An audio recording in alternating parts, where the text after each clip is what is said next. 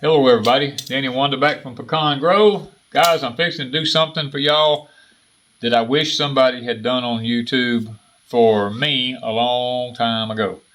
The number one reason these Farmall Cubs burn is because people, for some strange reason, do away with that fuel line right there. It's all steel. And they put a rubber line on there, and they put a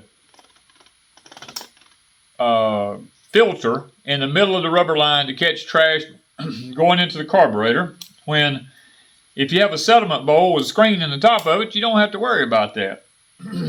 So I'm going to show you guys how to build this fuel line right here for this tractor, and I'm going to tell you the measurements for it, and we're going to see if we can't build one here and kind of give you a little bit of a tutorial on how to do it.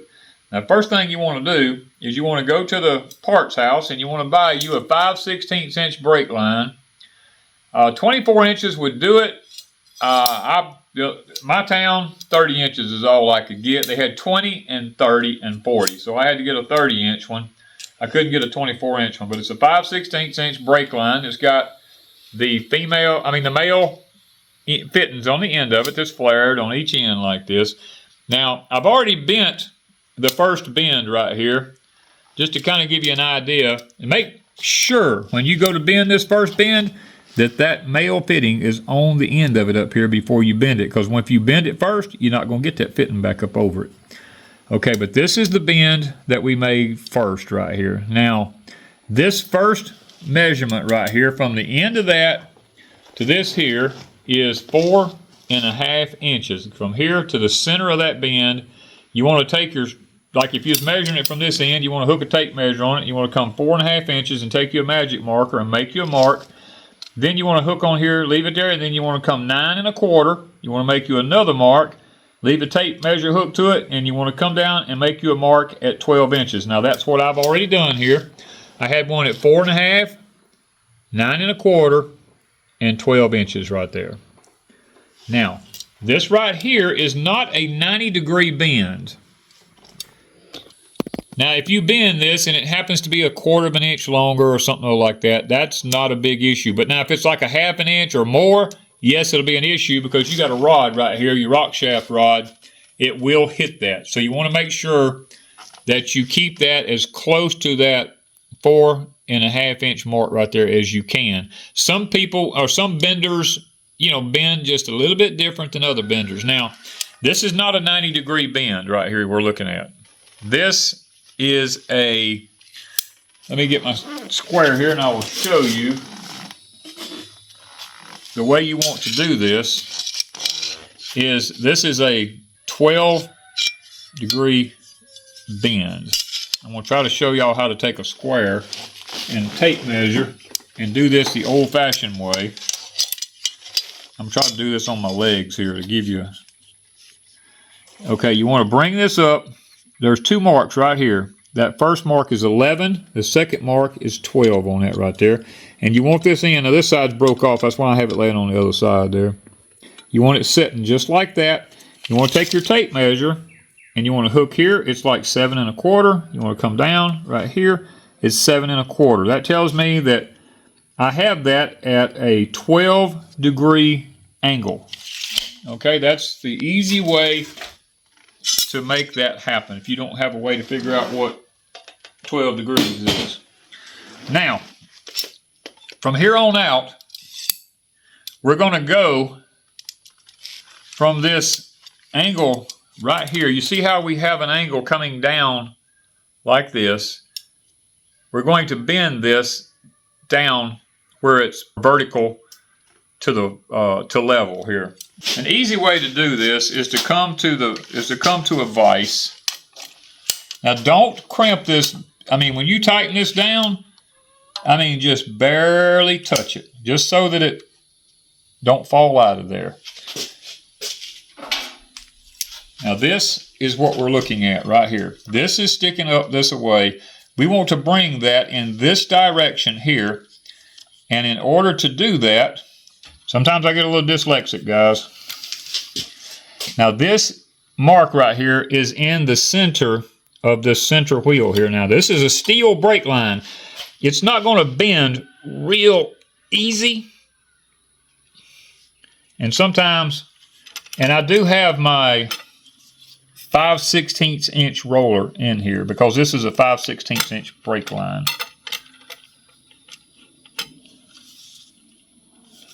Get back on there. This is a new tool for me, so I'm having a little bit of a difficulty. Now you want this laying level, vertical, level, vertical. And we're not going a whole lot, remember that.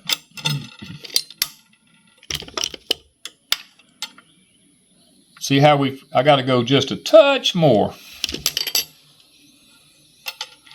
Now I realize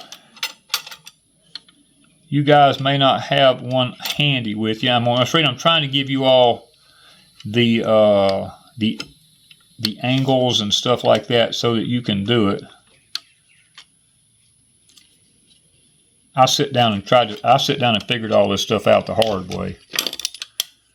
I'm trying to make life easy for you guys.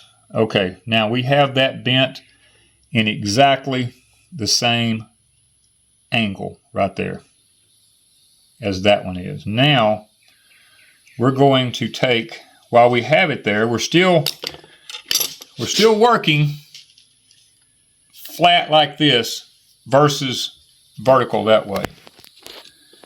Now we're going to keep going the way that we're going here. We're going to come in here. I'm holding this level now. Remember, this away, this away. And I'm watching my mark there.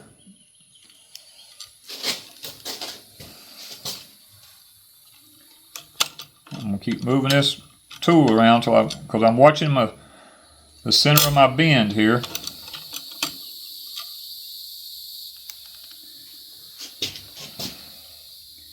And what you're looking for, and this is not rocket science. It doesn't have to be.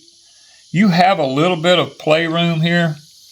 Now what we're looking for here is we have this. This has to be flush with this. Like, in other words, like, you see how this is sitting up like this? This has to be, where this is sitting this away, this has to be sitting perfectly level. Oh, I got to come a whole lot more. I just don't want to, I didn't want to go too much. So I've got to keep on bending.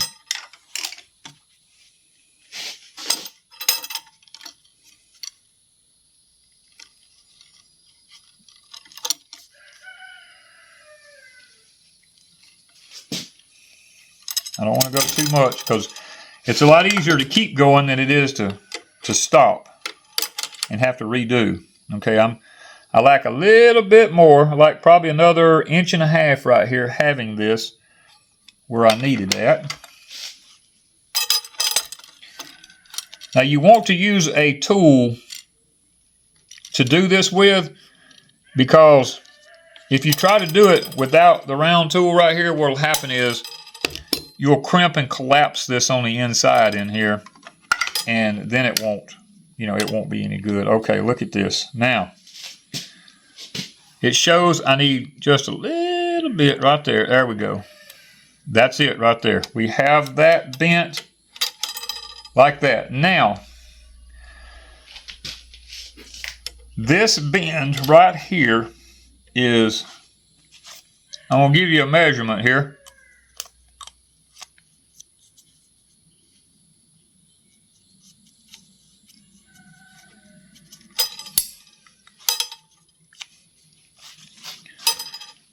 Okay, remember, 4.5, 9.25 to right there, 12, right there where I got that mark at right there is 12 inches. And then from 12 inches, we're going to take a tape measure. We're going to go with our mark we had on our pipe there. And we're going to go 8.25.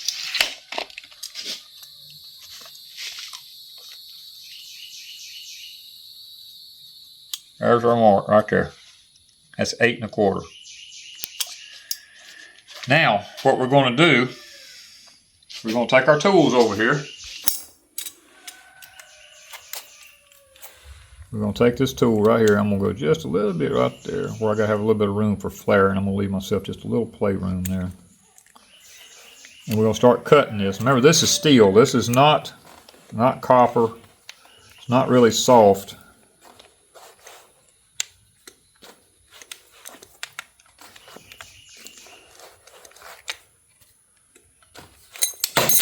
There we go. Now, please,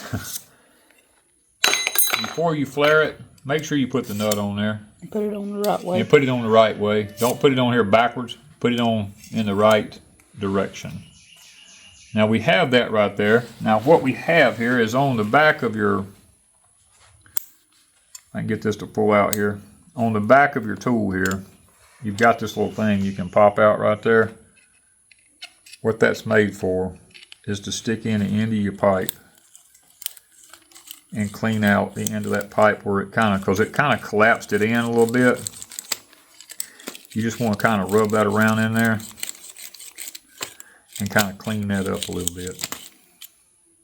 And now your pipe looks nice and clean on the end right there, and then you just take that and snap it back in.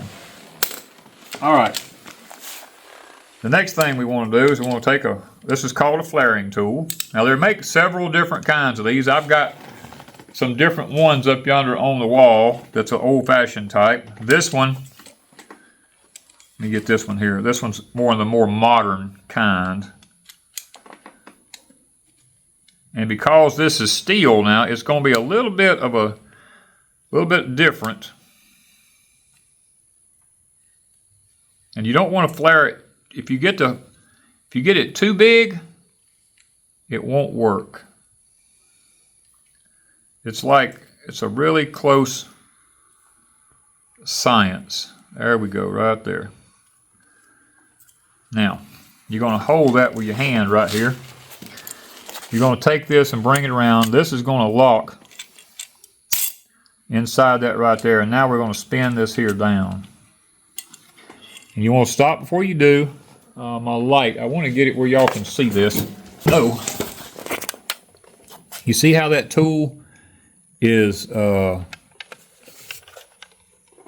you see how that tool, the point of it, is going down into the center of that pipe right there, that little tapered part. Now you want to make sure you got a hold to this and squeezing this pretty hard right here. And you just want to take this, and because this is steel, now you don't want to get no big hurry with it. This ain't copper. If this was copper, it wouldn't be that big of a deal. It'd flare right out. Now steel, lots of times it'll push that wire, that pipe back out, and you may have to go back and redo it a couple of times to get it really good.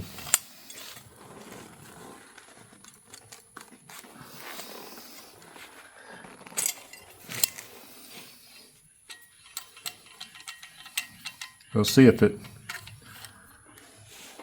flared it or did it push it back out. Come on, open up on me. There we go. Well, let's look at it. How many you like, babe? It looks flared to me. It flared it out. It didn't split it nowhere. It looks good. We'll slide our nut back up. Let's look at it. Shouldn't slip off this time. It's fitting just like it's supposed to fit right there. And then when you tighten that down, this end here will go inside the carburetor right there. And this will run right up inside that fitting on your carburetor right there, and that will tighten down. And then what you can do is we got that right there, and I'm looking at this and see what I'm seeing here is this is at a little bit of an angle in that direction right there. So what I want to do is after I've run this down, I don't want to put no pressure, I want to hold it right here, and I just want to take this line and I want to bend it ever so slightly to where it's perfectly straight with the tractor now. And now I can take this, and this will fit right in my settlement bowl that's on that. And if you have to alter this bend, the reason I'm telling you guys these bends is, see, it's just missing. See how my finger will go behind that right there? It's missing the bell housing. It's missing your oil lines right here. It's missing where your rock shaft comes out of the hydraulic pump right here. It misses the rock shaft right here, those measurements that I give you. And it will fit right into the fuel bowl under the bottom of your tractor now. This is really not a hard line to make. Now, because this is plain steel, my other one was a powder coated black line that I was able to find. This one I will take and go back and I will paint this one so that it won't rust, because this, if exposed to elements now, will start rusting, and we don't want that to happen. So guys, I mean, I'm trying to figure out ways that you all can figure out. I can show you.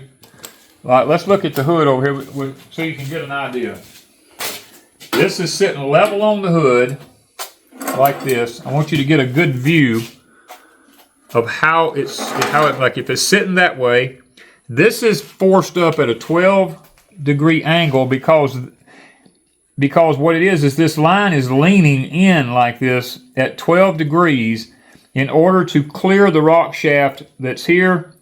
The rod that's coming out, you're clearing the rod, you're clearing the rock shaft rod here. That's why it's not just sitting up square. If it was sitting up square, the rock shaft rod would hit it. So we have to lean it at 12 degrees in order to make this line up and be level when we push it in.